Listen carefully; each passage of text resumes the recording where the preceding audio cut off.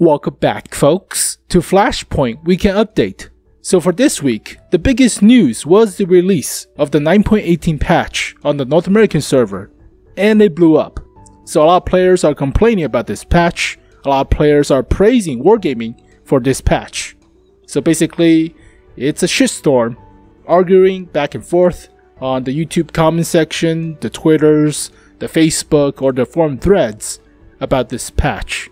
But what's really funny or interesting is that the EU server and the RU server are getting this patch next week. And that's where the majority of the player base for World of Tanks are located at. So right now it's a shitstorm. Next week it's going to be a shit hurricane. So brace yourself. Rock you like a hurricane. So as for the patch, I like it. It's not that bad. It's like 2 steps forward, 1 step back. So I like the general direction where Wargaming is going with for the game, but the implementation of the fix to artillery is a little bit wonky. So I already talked about this, I already predicted on the sandbox server as well as on the test server that even if you nerf the alpha and the penetration of the large artillery guns, you'll still piss off a lot of players because they're being shot at from a outside or across the map source. So outside of their combat zone. So they're being shot at from across the map and they cannot return fire. They're basically helpless in their current situation. So it's even more so than the camping bush tank destroyer, and you cannot spot him. So like the E25, camp bush, unfair playing, right? So it's like that, but psychologically speaking, it's generating a toxicity for Arty because you cannot shoot them back while you're being shot at. So the basic fix to this psychological torment is an indicator on your sixth sense icon telling you that if you're being shot at by artillery, there's a advanced warning for incoming artillery shell that you should move, like armor warfare. So basically, if you don't move, it's your fault, but psychologically speaking, you were warned. So it's a little bit more balanced for the minds to counter the toxicity towards artillery players. But that's just me. But as for this patch, the stun effect is super annoying to play against.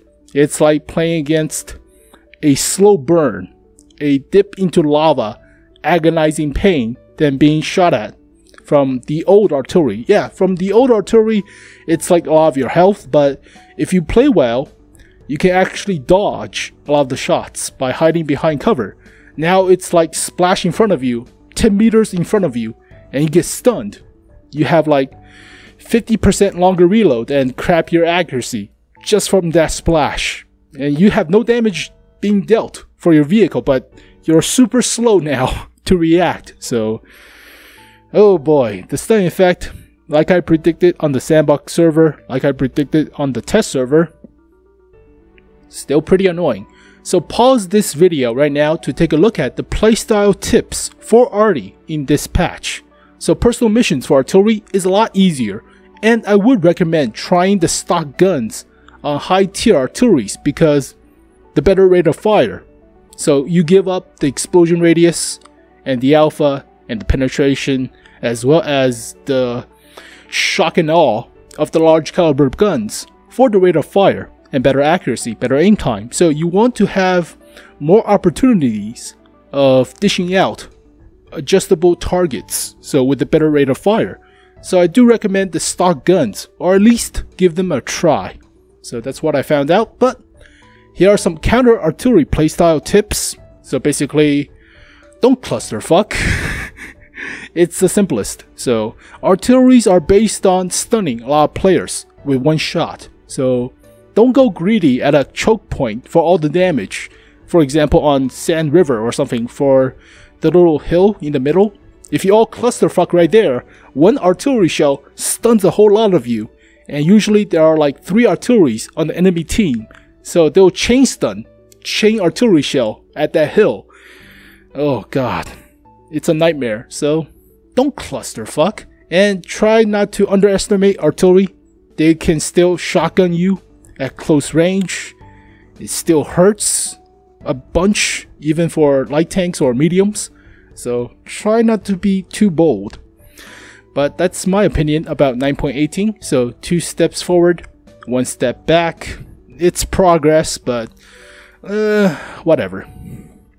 So as about the scheme for the light tank switch, some players got pretty hefty amounts of gold. So Indigo got about 9,000 gold, so congratulations.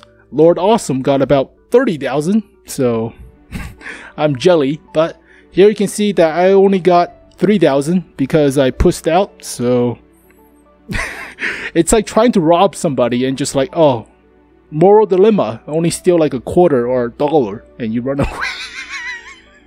Whoops. Don't steal from people, alright? Just steal from large governments. Yes, that's what just don't listen to me. But there is a cautionary disclaimer on the new Chinese light tank overview that was posted this morning.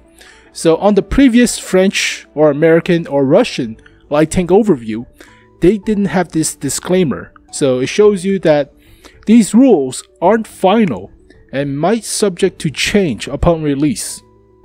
This is pointless for the North American server because we already got the patch, but I think this probably applies to the EU and the RU server. So yeah, it's kind of a dick move about like not reclaiming or refunding a lot of the credits or gold to the player base for their emblems and other stuff, but I'm a little bit worried about that, so be cautious about that on the other servers. So 4 new Chinese tank destroyers have came out for the Super Test server on the Chinese server exclusive list. So as you saw with the WZ-120 versions of the tank destroyers, now we have tier 2, tier 3, tier 4, and tier 5. So this was based, the T-26G FT was based on the Russian T-26. The M3G was based on the Stuart M3A3. The Su-76, obviously the Russian Su-76. And this vehicle is a little bit interesting. The 60G. There's no Type 60, I don't believe. Have to look that up. But yeah, all we're missing is the tier 6, tier 7, and tier 10. And we have a full Chinese tank destroyer line that's exclusive to the Chinese server, which I think in the future will be a full release for the normal server. So like the WZ-111, like the T-44-100, the other stuff, the 121B, as well as the 59 patent. Ugh, that thing. So yeah, very interesting tank destroyers, but it does seem like a alternative line like the Su-100M1s or the other line, the rapid firing tank destroyer line for the Russians, rather than the large caliber ISU-152s. So pretty sweet, alright. And we have the return of the WZ-111 5A. So in patch 8.2, this was the original tier 10 Chinese heavy tank, but compared to the IS-7 back then, it was too good. So IS-7 back then was already pretty good, but this vehicle just basically beats it with better gun, better 130.